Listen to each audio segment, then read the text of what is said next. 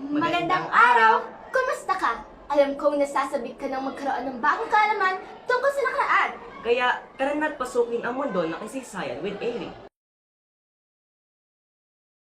Alam niyo ba noong April 4, 1868, ipinanganak si Felipe Calderon sa Santa Cruz de Malabon o ngayon tawag ay Tansa, Cavite.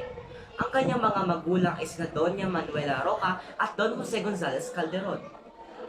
Sa punong konstitusyon na pinagtibay ng ating pamahalaan noong January 20, 1899 na nagtatag ng unang republika ng Pilipinas, siya ay tinukoy bilang Father of the Malolos Constitution. Ito ay sinulat sa Espanyol at pinagtibay bilang pambansang wika.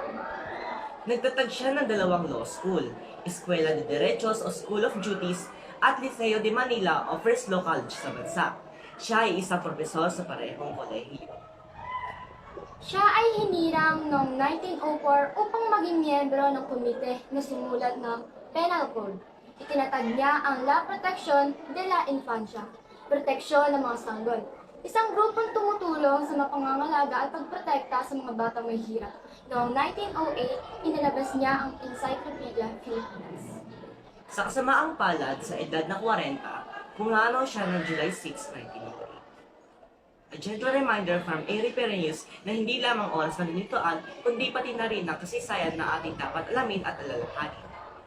We hope you enjoy watching this video about what happened this day in our history. Don't forget to tune into our next videos and follow our club's social media accounts. See you again in our History with Airy!